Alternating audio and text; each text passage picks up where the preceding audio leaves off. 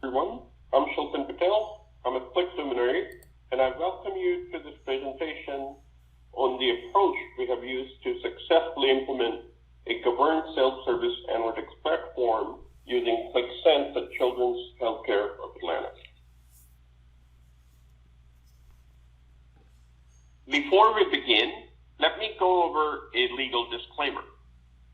This content does not constitute a recommendation or endorsement of any products by Children's Healthcare of Atlanta Incorporated.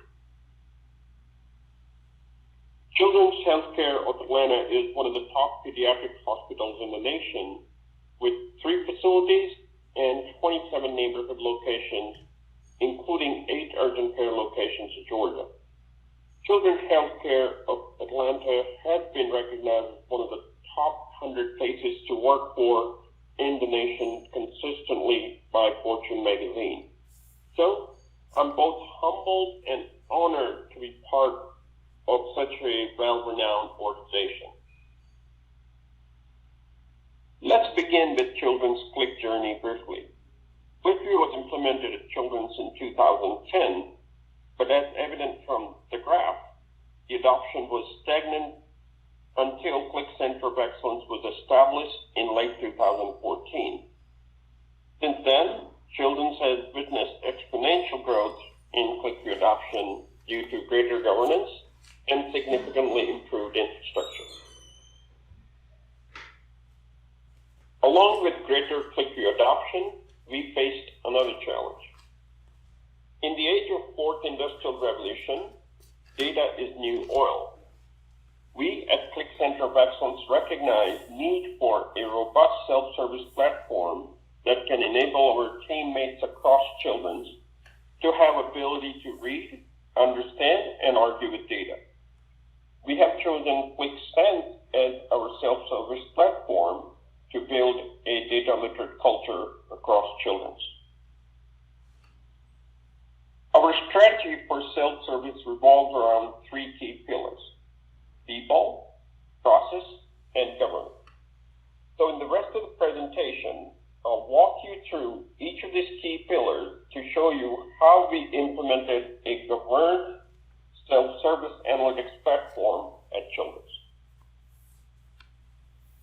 Let's begin with our approach for data literacy first. With avalanche of data comes another major hurdle to build a data literate culture, and that is cognitive bias. Even though it's hilarious, this billboard portrays true depiction of cognitive bias that exists when we analyze data. We tend to focus on the outcomes while ignoring factors that influence outcome. This is perhaps one of the key reasons why we have chosen Qlik Sense for self-service, as with its powerful associative and cognitive engine, it empowers our teammates to quickly gain insight about factors that influence outcome in order to help them make data-driven decisions. In order to build a data literate culture, we built a children's analytics playground. We have trained over 100 teammates by conducting live workshops so that they are empowered to quickly turn their own data into actionable insights. Our data literacy initiative has 3 key areas. We offer live Qlik Sense workshops. We also offer an internal Children's Qlik learning portal to all of our teammates. And we at Qlik Center of Excellence provide continuous engagement in consulting service to our teammates to help them in their journey to become data citizens. Obviously, security rules are relaxed on the analytics playground to encourage collaboration among teammates. So, anyone who has access to a stream becomes a contributor. Of course, we have provided custom properties that developer can use to create exceptions in case if a certain application needs to be hidden from a group of users. Now let's start with the processes we use for Qlik development lifecycle as well as for QlikView and QlikSense coexistence. Let's begin with our Qlik development lifecycle. We follow a well-defined development lifecycle. It starts with developer requesting either new data connection or an extract QED, since Qlik Center of Excellence owns extract layer QED. We use a centralized include file that contains path variables for all the extract layer QEDs that are shared between QlikView and QlikSense. As shown at the top right, then the developer can publish app to his or her department-specific development stream while building an application. This provides an agile and collaborative development process. Then, upon a successful application certification review performed by Qlik Center of Excellence, the application then can be promoted to production, as shown at the very bottom right. Later on in the governance section, we're going to go over self-service roles in detail. But for now, let's quickly review three major roles we have in production. And those are the contributor, the analyst, and the consumer. So a contributor is at the highest level. That means the contributor can create sheets and charts and publish sheets to the community area. And those sheets are then visible to all the users who have access to the application. An analyst can also create sheets and charts with one limitation, and that is that analysts cannot publish sheets to the community area. It's only for self-consumption. And a consumer is at the lowest level of access, so a consumer can only consume sheets and charts that are available for him or her, created by either a developer or contributor. However, a consumer can also create stories and bookmarks and share with other users. Let's go over children's QlikSense development workflow. It's divided into three distinct areas: development, UAT, and production. And we're going to go over each of these areas next. As I mentioned before, we have an agile development process. That said, as depicted here, a developer has the ability to publish an app in the respective development stream, and all the members of the development stream can contribute by adding sheets and charts, and thus adding value to the development process. And it's an iterative process, so a developer can continuously work with contributors until application is ready to be moved to the next phase. Once the collaborative iterative development process completes, a developer can move from development stream to a UAT stream. Once the application's been moved to UAT stream, a separate set of security roles require user access based on their role as either contributor, analyst, or consumer. Once these three self-service roles are validated for the application in the UAT phase, upon a successful certification review performed by a member Qlik Center of Excellence team, app gets migrated to production and then be visible to users who have access to the application. Since we have over 150 QlikView applications over the course of past 10 years, it's imperative to have a strategy for QlikView QlikSense coexistence for a successful self-service implementation. A quick disclosure. As part of successful governed self-service implementation, we use various QMC utilities and power tools, including iPortal. You may post questions for these tools in Qlik community. However, these tools are not supported by Qlik. We have thousands of QBDs created over the course of past 10 years for various QlikView applications. So obviously, as part of reusable assets, we use these QBDs either in extract format or transform format for both QlikView and QlikSense applications. In addition, we also have data models that are transformed and ready to be used, so we also leverage them for both QlikView and QlikSense applications. So as shown on the right, as part of our reusable asset strategy, we use batch schedules, ETL scripts that are stored externally. We use QBDs and, of course, data models for both QlikView and QlikSense. In addition, we leverage matrix service for commonly used master items, or both dimensions and measures that are stored in QBD and then shared across multiple QlikView and QlikSense applications. This not only helps us with ease of maintenance for those dimensions and measures, but also to maintain a single source of truth for all of our applications.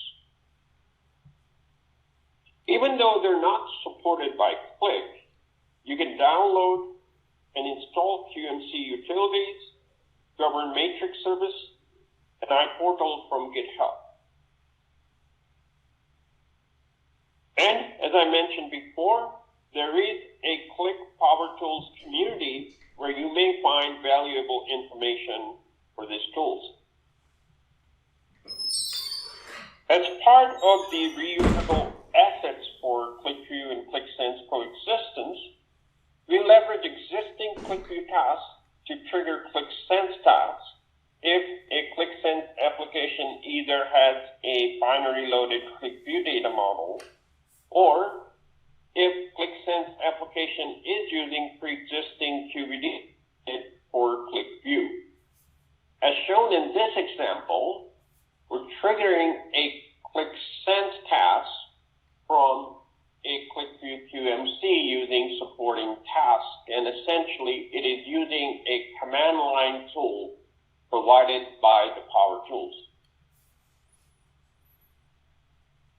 So to allow developers to use existing QBDs or data models, or even presentation layers created in QlikView for QlikSense development, we have created several data connections with robust security rules for access for various development teams.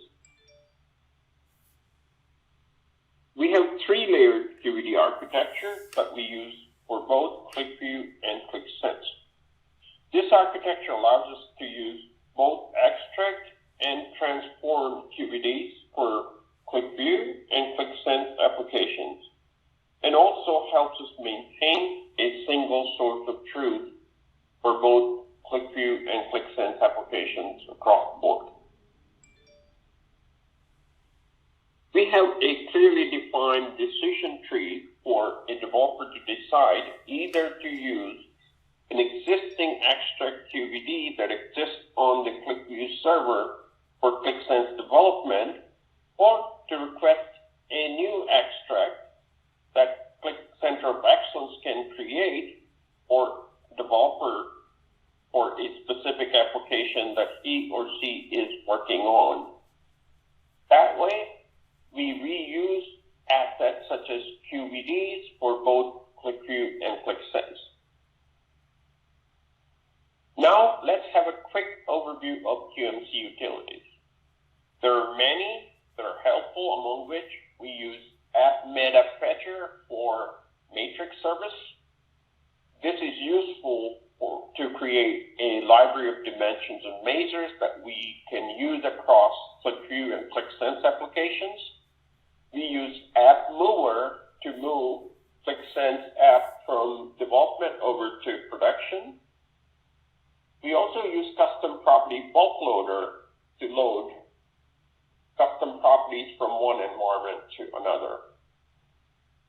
App Object Approver is quite helpful for team admins who can approve objects that are valuable to other users so that those objects can then become the part of the base application.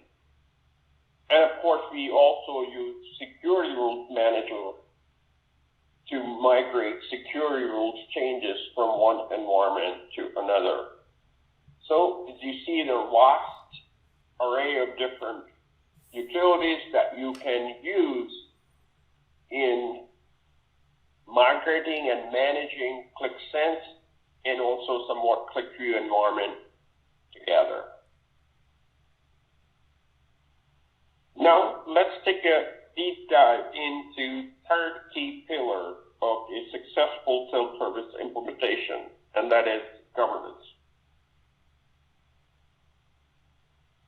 We have developed our own custom set of security rules for various self-service roles, such as contributor, analyst, and consumer.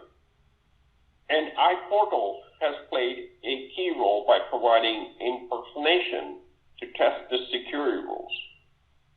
iPortal also comes with governed self-service framework that you can utilize to get started and customize rules as needed for your own organization.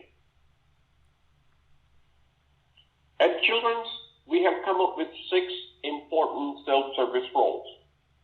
These roles include admin, and that's mainly Qlik Center of Excellence. Admin role has root admin access to all of the QlikSense resources. Then there's team admin and developer roles that exist only in the development environment. A team admin may have access to all the applications developed by developers in his or her team. A developer can create app and publish it to the respective development stream. Now, the contributor, analyst, and consumer roles exist in production. They also exist in development, but they're more important in the production. For every QlikSense application, a user may have access as a contributor, analyst, or consumer. A contributor can create sheets and charts and publish them so that they're visible to all users who have access to the application. Analysts can create sheets and charts but can't publish it to the community area.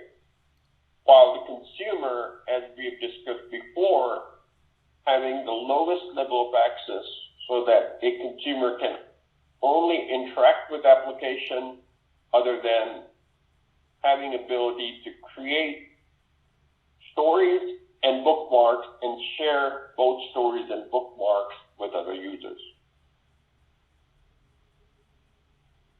So at Children's, our governed self-service implementation follows this footprint. We started off by defining roles that we just discussed in the prior slide, then came up with a security model. After that, we implemented GSS reference deployment. And as I said, it comes with iPortal.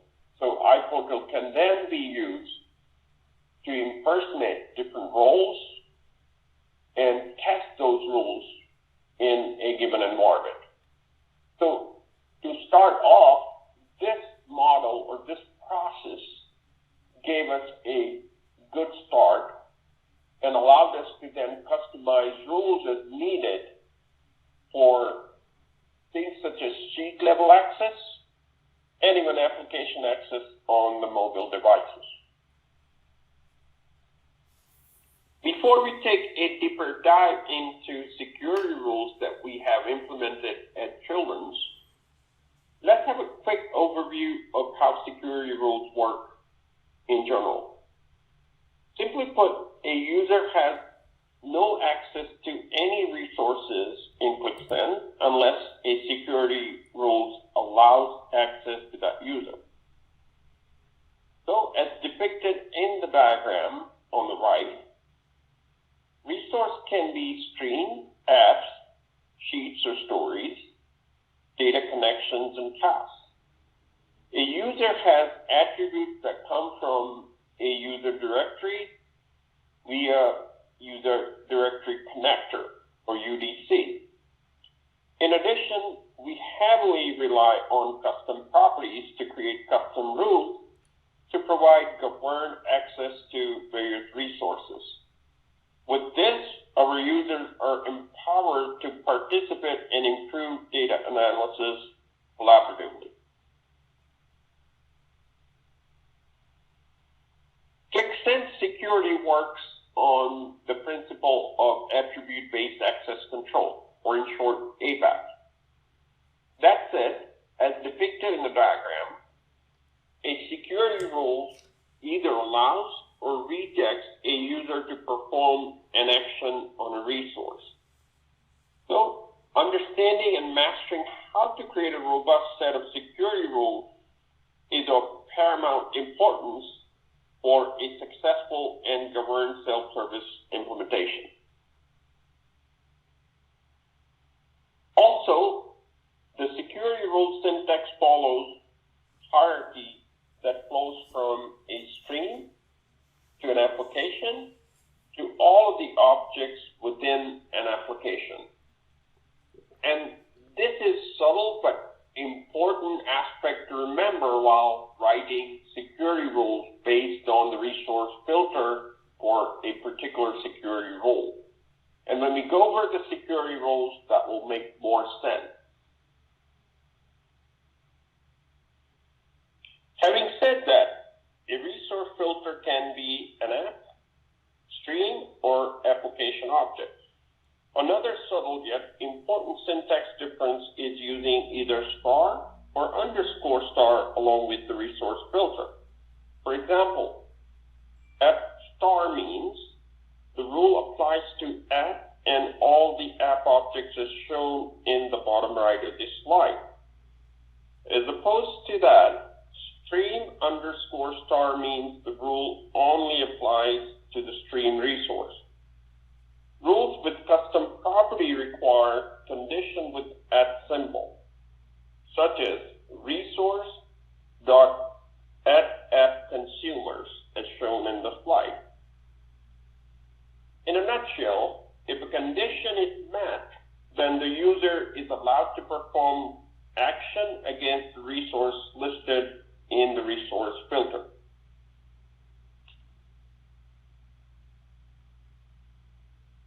With that background, let's look at how we implemented security rules at Children's. For a user to get access to any stream, he or she has to have access to one of the applications in that stream. This gives us flexibility to have a user having different self-service roles for different applications under the same stream. Also, we do not require any exception rules to eliminate users from having access to applications that they should not have access to. A user can only have one role per application, that being either a contributor, analyst, or a consumer. Let's start with the group access rule. This rule checks to see if the user has access to one of the applications within a stream by virtue of his or her membership to one of the role-based Active Directory groups that we match with the custom property assigned to a resource. If the condition is Boolean true, user gets access to the stream in the application. Create objects rule allows a user